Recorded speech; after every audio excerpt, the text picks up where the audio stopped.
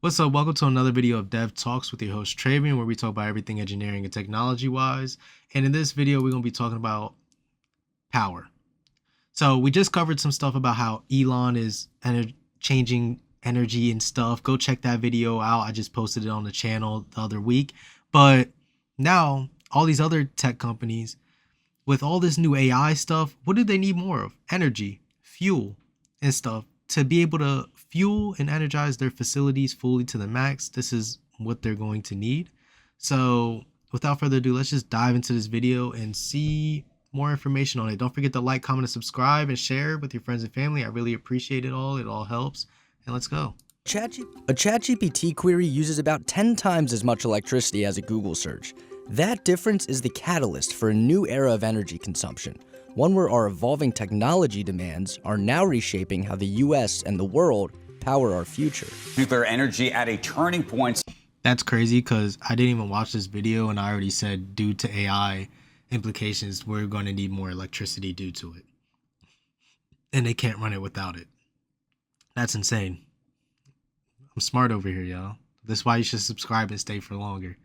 See momentum as power demand jumps from electrification to data centers. Nuclear power and technology, or big tech getting involved in it.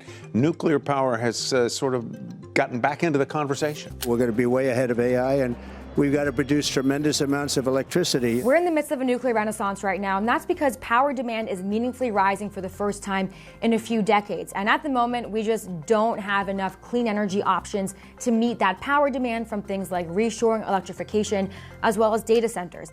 This is why big tech is betting on nuclear power.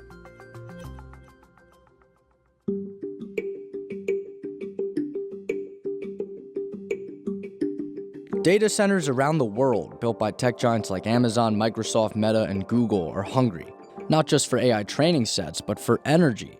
Artificial intelligence, driven by massive computing power, is reshaping not only how we work, but also how we think about energy consumption. What AI did is it escalated the power demand at individual data centers by a factor of 10, or even 100 if we're looking forward into the future. That means those are data centers that are needing power along the same scale as entire cities. The Department of Energy estimates global electricity demand could rise from a third to 3/4 by 2050, with the US energy grid seeing an unprecedented strain. Data centers powering artificial intelligence and cloud computing will be among the biggest contributors to this growing demand. Energy use was already slowly ticking up, but oil and gas prices skyrocketed as energy powerhouse Russia invaded Ukraine in 2022, and geopolitical volatility was on the rise. That's really when these dialogues started to happen again in earnest, the idea of what does energy security, what does energy independence mean, and that's when we saw countries start to look at nuclear once again. As OpenAI introduced ChatGPT to the masses in November 2022, the buzz and investment around large language models put the US on a path to an AI future and the energy demands that come with it. It wasn't the tech companies' problem to understand how electricity worked. They knew that they could build a data center, plug into the grid, and there was enough power. And then their market. Something's funny. This guy right here, the first comment up top says top tier mustache of the video. So I got distracted because of it, because dude does have a crazy mustache. But continuing on further past that as well too. So there's a lot going on here. So obviously we have all these data centers and we need more of them and more of them. And we're going to always need more data centers as technology grows. We need to store this somewhere. We have to process all of this and all that. But what comes with that? More energy. How much is it going to go? But and then the type of computing that takes uses more electricity as well too. So we all have to go and think about this. The problem is with all these tech companies when they start investing in nuclear energy, and if they start becoming able to own certain nuclear plants and stuff, or be able to siphon energy off of it, they then become way more powerful than you may think. What is one of the number one thing that nuclear was used for? It was used for war. So now you're giving tech companies the same capability and power. And like I get they're not whole missiles and stuff like that, but still, like when it comes to war and everything else in the world, everything runs off electricity. whoever has the most control over the electricity is who wins. So most of these tech companies are U.S. companies, and they own all of the nuclear plants and stuff, and all the they're in charge of most of the electricity, and they're taking most of the electricity that's needed for stuff. They control a lot that's going on, and they're gonna have a lot of say in what's going on in that regard.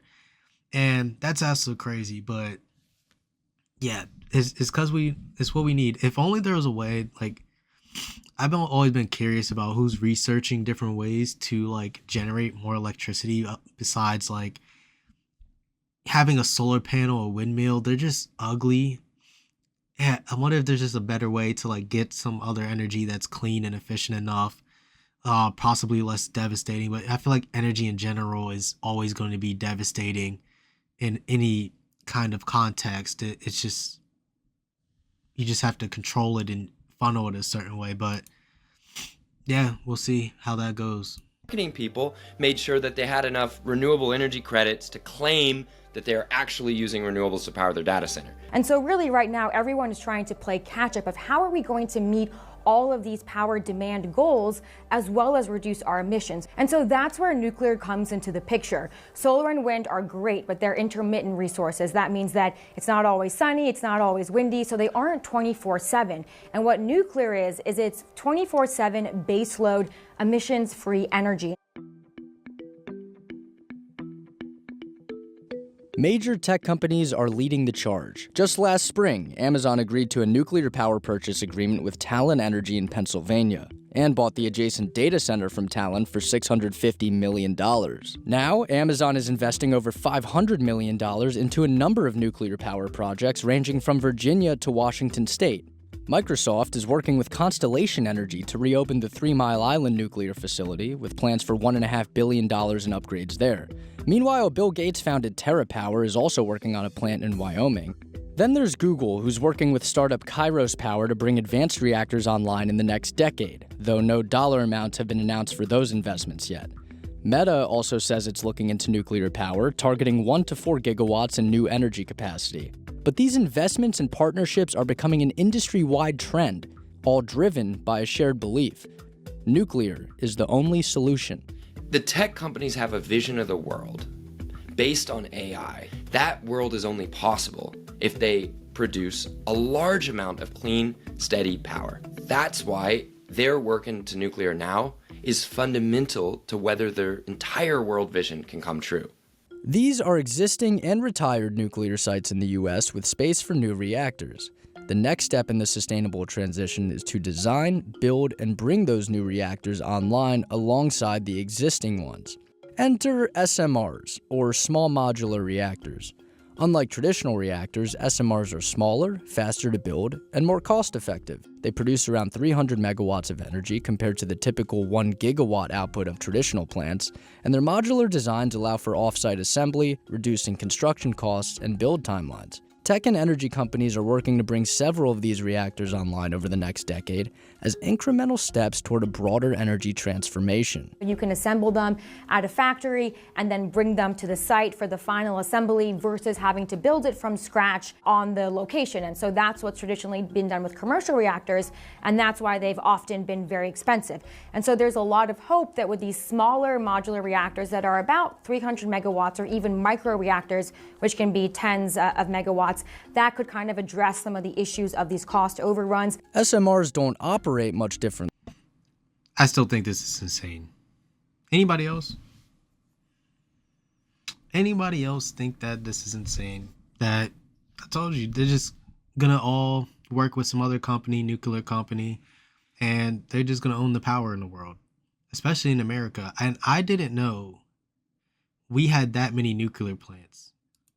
Like, if we go back here, I did not know there was this many. Like, when this all turned green, hold on. The next step in the sustainable transition is to design, build. Look at this. So all these states that have retired ones, they're going to try to bring them back. These have retired and all operating ones. And then look at all the operating ones throughout here. And you think all this land, they not going to put nuclear plants in here that have none? You would be insane to take that bet. You'd be insane to take that bet that they don't. But let's hurry up and continue through this. Let's get through this video. I don't want to keep pausing. Reactors to meet our energy goals and to meet our climate goals. And right now, there are no commercial reactors under construction in the U.S. I think that for a country like the United States, the natural process is we need an enormous number of large reactors, like that's how much power we need, is that SMRs will be a way to open up the conversation. SMR gives us a term that sounds like it's new and advanced, so it makes a lot of people a lot more comfortable talking about nuclear. Nuclear has always been very polarizing from the get-go, and then accidents like Chernobyl, 3 Mile Island, and Fukushima really kind of influenced the public discourse on nuclear and its benefits versus its drawbacks. The 3 Mile Island power plant, the plant's reactor cooling system malfunctioned yesterday. It exposed about 8 workers to some degree of nuclear contamination. Experts argue much of the opposition is based on misinformation. Cars were being checked with Geiger counters. You're not finding anything, are you, Brian? Not a damn thing. In today's information age, more people have access to data that highlights nuclear safety and effectiveness. Many people think that meltdowns created the anti-nuclear movement. That's not the case. Meltdowns confirmed to the anti-nuclear movement that they were right and converted a lot of people who were previously pro-nuclear or neutral. Because there was already an anti-nuclear movement based on fear of nuclear weapons and opposition to abundant energy, it was able to reinterpret and add public fear to otherwise essentially benign accidents like 3 Mile Island. The other main opposition to nuclear has always been around its cost. What's different this time around is tech companies have a lot of money, and they also have a very big vested interest in getting these nuclear power plants off the ground. This is incredibly long term. These reactors can be online for 60 to 80 years. And so in the long term, that nets out into a very attractive option. I think when you look at a lot of use cases around energy growth and scale up just in history, it's often going to be dictated and driven by, where it solves the most pressing issues and the most people who are in the most pain. And I think what we're seeing is there's a crunch on that on the tech side, and that helps because those companies also happen to be some of the biggest companies in the world, which then supports, I think, some more aggressive scale up and scale out. Depending on how long a nuclear plant's been closed and how much has been already taken apart, the cost to bring back a nuclear reactor can range from maybe $100 million in the case of a recently closed plant with no updates needed, to $1 billion or more if significant rework has to be done and parts need to be bought and installed.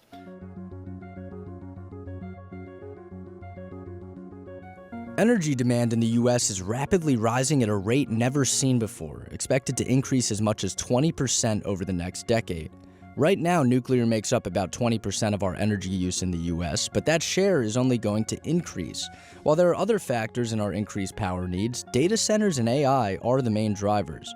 Market interest in AI's potential. Let's put this into perspective real quick.